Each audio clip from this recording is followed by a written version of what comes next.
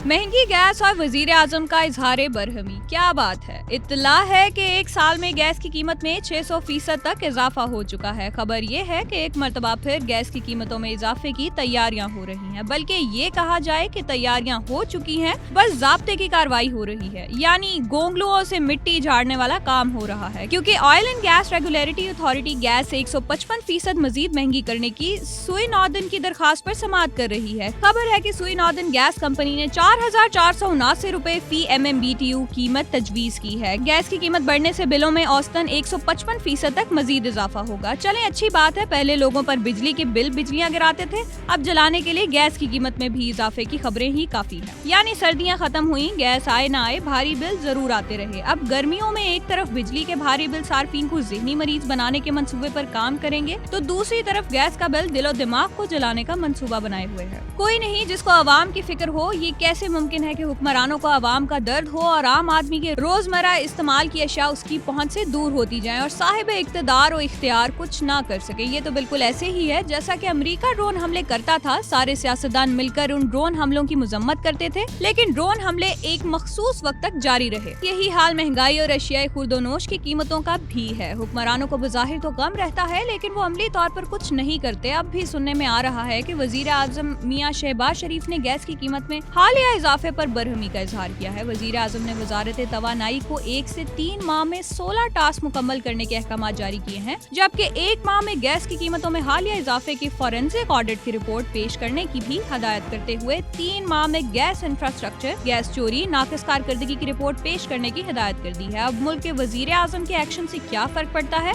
इसका फैसला तो आइंदा चंद हफ्तों में हो जाएगा। लेकिन गुज़िश्ता हुकूमत में उस वक्त के वजीर आजम इमरान खान ने जब भी महंगाई के हवाले से नोटिस लिया, महंगाई कम होने की बजाय मजीद बढ़ गई। उस वक्त के वजीर आजम ने अपने दौर में लगभग 1 दर्जन नोटिस महंगाई के हवाले से लिए, लेकिन इन नोटिस का आवाम को फायदा होने की बजाय उल्टा नुकसान ही बर्दाश्त करना पड़ा। अब यहाँ मियां शहबाज शरीफ ने एक्शन लिया है, देखते हैं क्या होता है। लेकिन सवाल ये पैदा होता है कि गुजरे 20, 25 या 30 वर्षों में मुख्तलिफ हुकूमतों ने इस चैलेंज से निमटने के लिए कुछ काम किया या नहीं। यही बुनियादी सवाल है कि अगर इसका मुनासिब जवाब मिल जाए तो तस्वीर वाज़ेह हो जाती है कि आखिर इस तबाही का जिम्मेदार कौन है। फिर आप ये समझना चाहें तो ज्यादा मुश्किल नहीं होगा कि असल खराबी कहाँ है और जिम्मेदार कौन है। बताया जाता है कि ओगरा और गैस कंपनियों की कारकर्दगी का जायजा लेने का फैसला भी हुआ है। इसके साथ साथ ईरान पाकिस्तान गैस पाइपलाइन मंसूबे की मॉनिटरिंग के लिए फौरी तौर पर बैनुल वज़ारती कमीशन कायम करने की भी हिदायत दी गई है। 1 माह में सरप्लस बिजली को खपाने के लिए नए इंडस्ट्रियल जोन तैयार करने का प्लान पेश करने, 2 हफ्तों में पावर और पेट्रोलियम डिवीजन को गर्दिशी कर्जे का हल तैयार करने की हिदायत भी जारी की गई है। मुल्क में हर रोज महंगाई के नए रिकॉर्ड कायम होते हैं,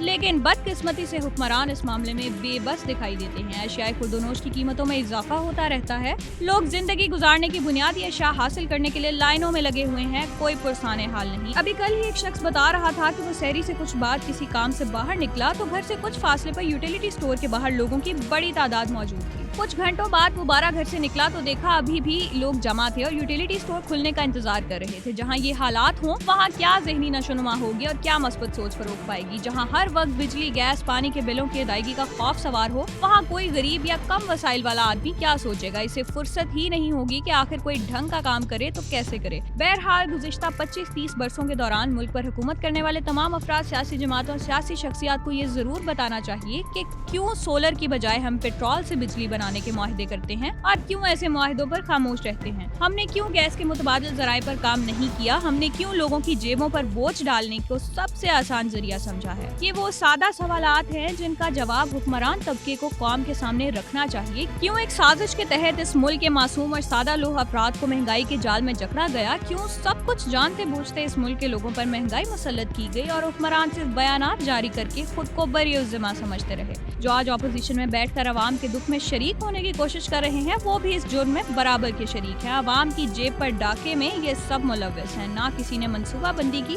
ना किसी को आम आदमी की फिक्र थी। ये मुमकिन नहीं कि हुकूमत ख्वाहिश रखती हो, हुकूमत कुछ करना चाहती हो, लेकिन बावजूद कोशिश के वो ना कर सके। ये मुमकिन नहीं। आखिर में अदीम हाशमी का कलाम, कट ही गई जुदाई भी, कब ये हुआ कि मर गए, तेरे भी दिन गुजर गए, मेरे भी दिन गुजर गए, तू भी कुछ और है हम भी कुछ और, जाने वो किधर गया, जाने हम किधर गए। राहों में मिले थे हम, राहें नसीब बन गई।